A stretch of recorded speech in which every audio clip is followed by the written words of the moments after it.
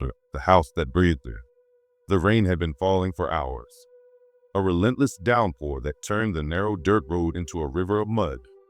The headlights of my car cut through the darkness, illuminating the skeletal trees that lined the path like silent sentinels. My hands gripped the steering wheel tightly, my knuckles white. I shouldn't have come. I shouldn't have answered the letter. But how could I not? The letter had arrived 3 days ago, its edges yellowed and brittle, as though it had been written decades ago. The handwriting was familiar, though I hadn't seen it in years. Looping, elegant cursive that belonged to my Aunt Eleanor. She had disappeared when I was just a child, vanishing without a trace from the old family estate. No one had heard from her since. Until now. The letter was brief, cryptic. Maggie, come to the house. I need you. Something is wrong. Please, hurry, Astrid. And so, against my better judgment, I had come. The house loomed ahead, its silhouette barely visible through the rain and fog. It was a monstrous structure, all sharp angles and Gothic arches, a relic of a bygone era. The windows were dark, like empty eye sockets staring out into the night. The house had always unnerved me, even as a child. It felt alive, as though it were watching, waiting. I parked the car and stepped out into the rain, the cold water soaking through my clothes almost instantly. The air was thick with the scent of damp earth and decaying leaves. I hesitated at the foot of the porch step, my heart pounding in my chest. The house seemed to pulse in the darkness, its presence overwhelming. Hello? I called out, my voice trembling. Aunt Eleanor? There was no response. Only the sound of the rain and the creaking of the old house as it shifted in the wind. I climbed the steps, each one groaning under my weight, and reached for the doorknob.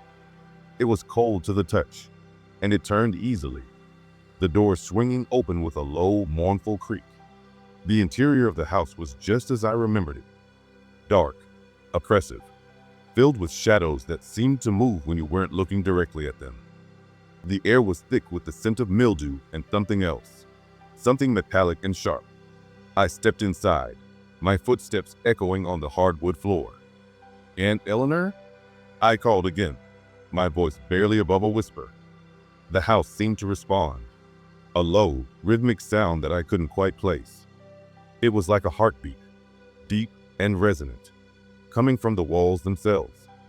I froze, my breath catching in my throat. The sound grew louder, more insistent, and I realized with a growing sense of dread that the house was breathing. I wanted to run, to turn and flee back to the safety of my car, but something compelled me to stay. I moved deeper into the house, my footsteps faltering as the breathing grew louder. The walls seemed to close in around me, the shadows pressing closer. I reached the staircase, the grand, sweeping staircase that led to the upper floors. The breathing was coming from up there, from the darkness at the top of the stairs. I climbed the stairs, each step feeling heavier than the last. The air grew colder, the breathing louder, more labored. I reached the top of the stairs and turned down the hallway, my heart pounding in my chest. The doors along the hallway were all closed, except for one at the very end. Light spilled out from the crack beneath the door, a faint, flickering light that cast long shadows on the walls. I approached the door, my hand trembling as I reached for the handle. The breathing was coming from behind the door, deep and ragged, as though whatever was inside was struggling to draw breath. I pushed the door open and stepped inside. The room was bathed in a dim, flickering light, the source of which I couldn't immediately identify. The walls were covered in strange, pulsating veins that seemed to throb in time with the breathing. In the center of the room was a bed, and on the bed lay Aunt Eleanor. She was barely recognizable, her once vibrant features now gaunt and pale. Her skin was stretched tight over her bones, her eyes sunken and hollow.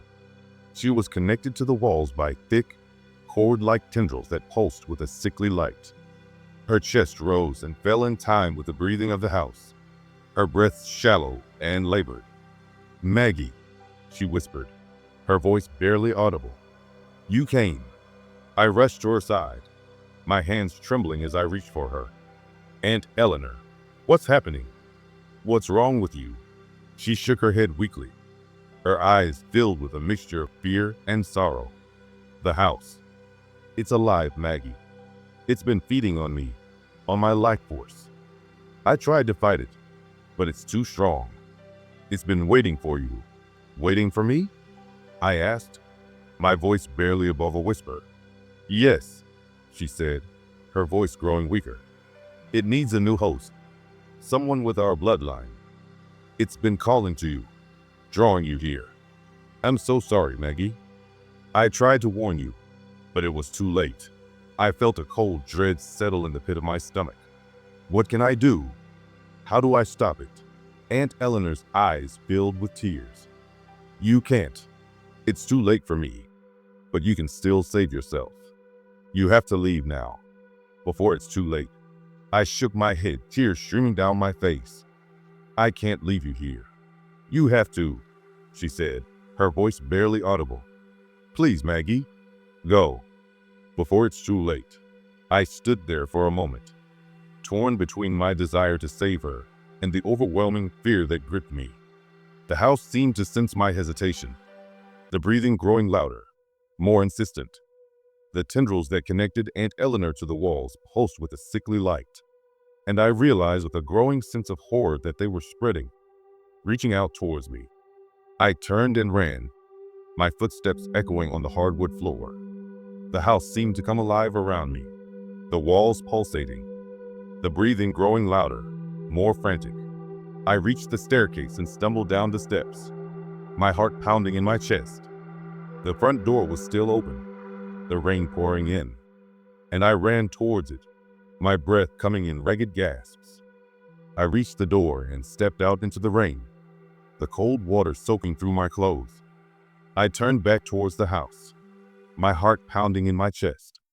The house seemed to pulse in the darkness, its breathing growing louder, more insistent. I could feel it calling to me, drawing me back, but I resisted. I turned and ran towards my car, my hands trembling as I fumbled with the keys. I started the engine and drove away, the house disappearing into the darkness behind me. I never went back. I couldn't. The house still calls to me, its breathing echoing in my dreams. I can feel it, even now, pulsing in the darkness, waiting for me to return. But I can't. The house that breathed is still out there, waiting for its next victim. I pray that it never finds me again.